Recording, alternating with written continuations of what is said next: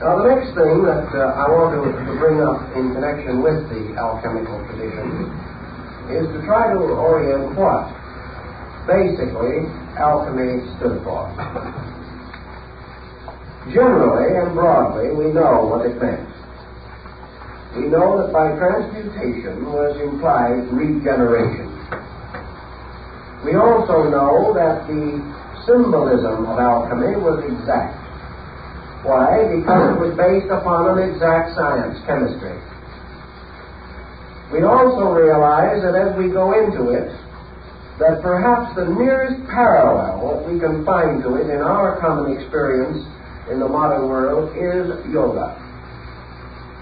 In other words, alchemy was an esoteric discipline. It was a discipline based upon an exact science of human regeneration.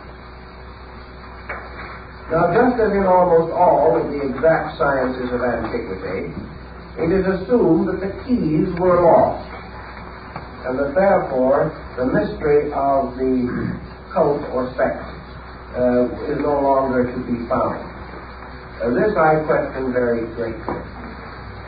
The second point that I think we should try to realize and understand is that the alchemists were not only interested in the regeneration of man, but in the restoration of the philosophic empire, as established in the concept of Plato.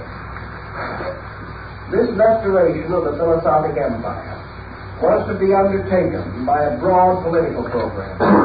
So alchemy penetrated and permeated practically every political and social state of the world, extending as far as China, throughout India, throughout the Near East, and even extending into the Central and South American areas of the Western Hemisphere, where chemistry had reached a fairly high degree of proficiency.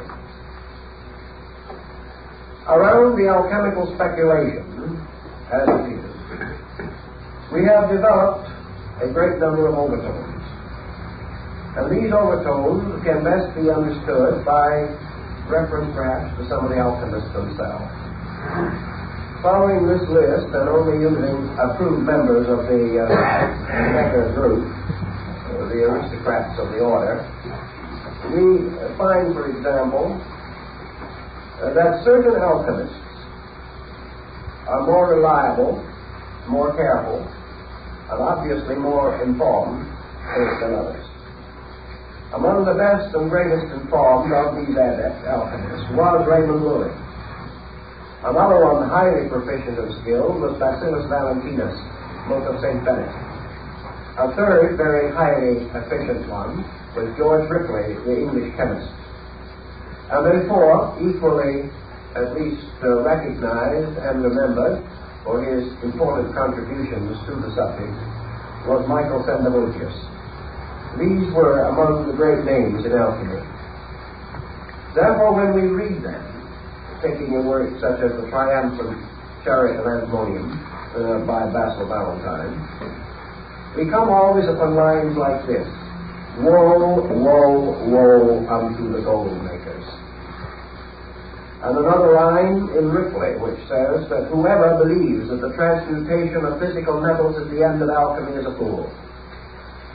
All these things are tossed in. Very little is made up, because at that time it was advisable to unveil the secrets too completely.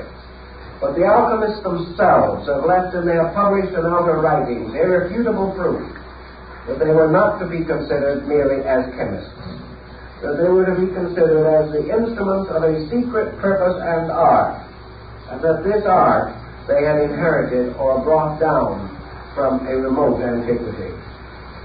The alchemical symbolism itself was very recent, but the method or mystery behind it was very old. The second and another important point is that the alchemical tradition moving into Europe Christianized itself intensely. But this Christianization was no part of its original symbolism. Gradually, therefore, we find the introduction of Christian figures and symbols into the alchemic arts. But wherever they are used in the purely alchemical sense, not in the sense of theology. just as the mystical symbols of astrology and magic used by Pliny were not to be used in the magical astrological sense, but in a purely mystical sense,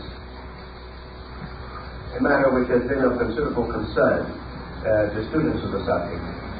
One of the names associated with early alchemy was Paracelsus von Hohenheim. This great Swiss physician tells us that he was initiated into the mysteries of the spiritual art of chemistry by masters of this art in Constantinople, and that it was among the Muslims that he gained his first great knowledge of the secrets of transcendent chemistry. In all probability, he studied with the dervishes and other Eastern groups who had under another symbolism. The symbolism, in some cases, of music or song or poetry, had come to the same as with the famous troubadours and the Priard of Ronsard in France.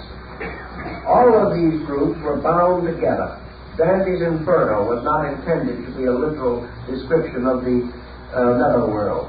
Milton's Paradise Lost was not intended merely to be a story based upon a great religious fantasy.